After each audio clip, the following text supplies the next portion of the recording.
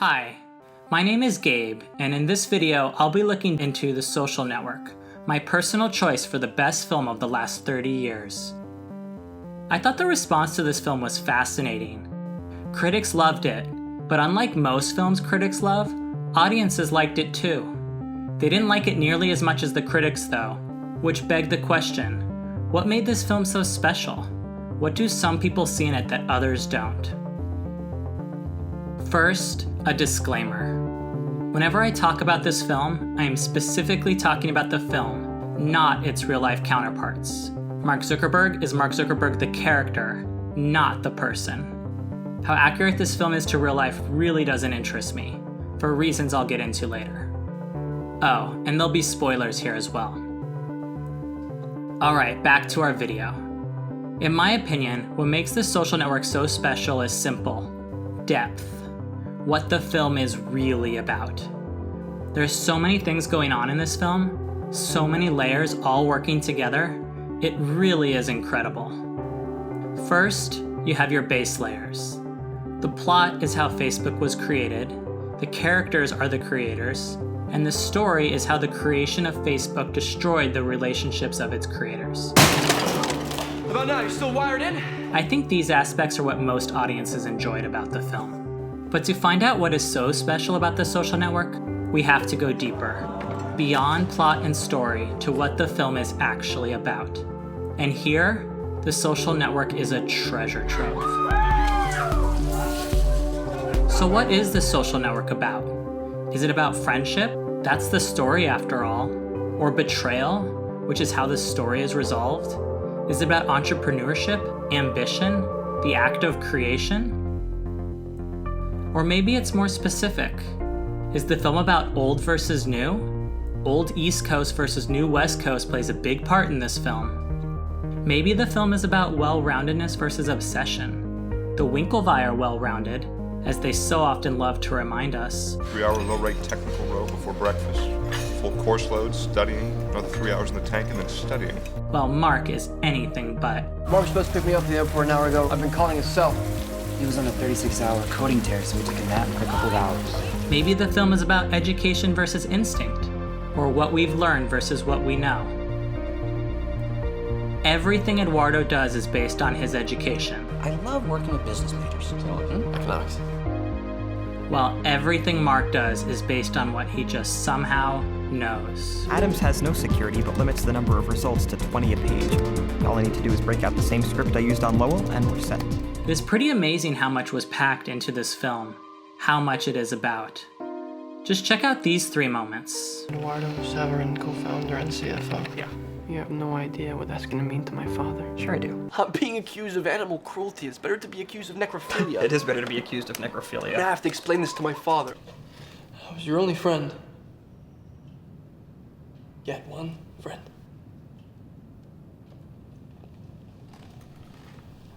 My father won't even look at me. Okay, Eduardo. Minus the Winklevis who hide behind their dad, these are the only references to parents in the entire film. But even so, the message is powerful, and it took less than 20 seconds to add this dynamic to the film.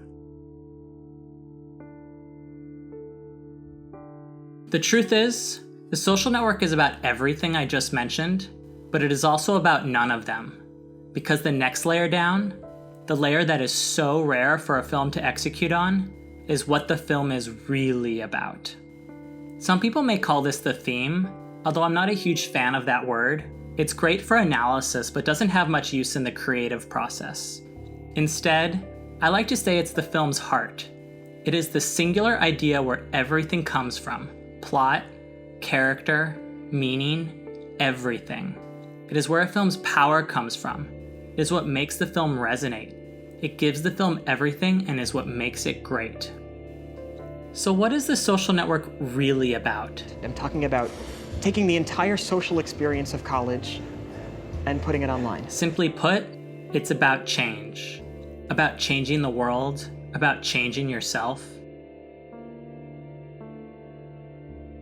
More specifically, The Social Network is about how, for some people, it is easier to change the world than it is to change themselves. Every single aspect of Social Network comes from this. For example, Here are two of the most important elements of any film, the first and last scenes. Just look at how different they are. The film starting dark and old-fashioned, filled with people talking face to face, then ending bright and modern, with Mark alone on his computer. The world has completely changed, yet in both, Mark is an outcast, failing to communicate and rejected by society. Mark may have changed the world, but he hasn't changed himself. Eduardo, on the other hand, definitely changes. From a think small schoolboy to someone who has experienced how the world works. I mean, just look at the way he walks. In the beginning, in the end. Also look at what he's wearing. From a ridiculous Hawaiian outfit to a good-looking high-end suit. Mark! Compare this to Mark, wearing FU clothes in the beginning, wearing FU clothes in the end. You say, Sean Parker says, fuck you. Not caring how he walks in the beginning, not caring how he walks in the end.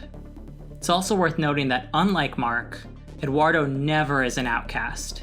He's accepted by the fraternity in the beginning. I got punched by the Phoenix. And accepted by the audience in the end. Here's your $19,000. I wouldn't cash it though. I drew it on the account you froze.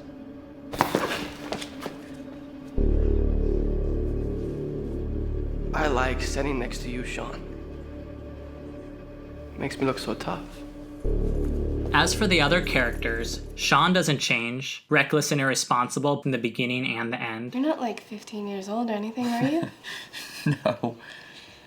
Well, you're not like 15, are you? It's the cops. Erica changes, from thinking of Mark's creation as a joke Good luck with your video game. to using it herself. And finally, Divya and the Winklevi don't change. They are cocky insiders who hide behind their family in the beginning. And how did they get this appointment? Colleagues of their father. And they are cocky insiders who hide behind their lawyers in the end. How would you know? You weren't even there. It's interesting what the filmmakers are doing here. The characters who created Facebook are obsessive, instinctual outcasts, one who tried to change the world to fit in with them. The characters who tried to create Facebook but didn't are well-rounded, educated individuals who don't need to change because they already run things. And the characters who never thought about changing the world, they are well-rounded, educated individuals who change and fit in. It is also not a coincidence that these last two are the likable characters in the film. Well, why don't you just concentrate on being the best you can be? Did you really just say that? I was kidding. So what does it mean that obsessed, instinctual outcasts change the world, and well-rounded likables and insiders don't? I think if your clients want to sit on my shoulders and call themselves tall, they have a right to give it a try, but there's no requirement that I enjoy sitting here listening to people lie. You have part of my attention, you have the minimum amount. The rest of my attention is back at the offices of Facebook, where my colleagues and I are doing things that no one in this room, including and especially your clients, are intellectually or creatively capable of doing. What does it mean that for some people it is easier to change the world than it is to change themselves? What are the filmmakers trying to say here? All this once again brings us to what The Social Network is really about. Last one, I promise. David Fincher didn't go to film school. He dove straight into filmmaking instead. And as a director, he's definitely obsessed. Aaron Sorkin also never learned screenwriting. He just picked it up and it clicked. I also think it's safe to say that he is an obsessive. And despite being Hollywood players, they're still outcasts of sorts, making deep, artistic films when that definitely is not in. Are these two changing the world? That's up for you to decide, but I think it's pretty clear that they put themselves into this film. They opened themselves up and spilled their guts, Sorkin on the page, Fincher on set. They did this so we could better understand them, so they could better fit in. Them and people like them. This is why I don't care how accurate the characters are to their real-life counterparts. The film isn't about the real-life counterparts. It is about the people who created it, and those who are like them. Like all great works of art, the artists put themselves on display in this piece, bleeding on the page, on the screen, showing us who they are, what they think, how they see the world, what they believe and how they feel, and letting us connect with all that, relate to it if we're like them, understand it if we're not, All of this, the personal, the openness, the connections these filmmakers make, that is what The Social Network is really about.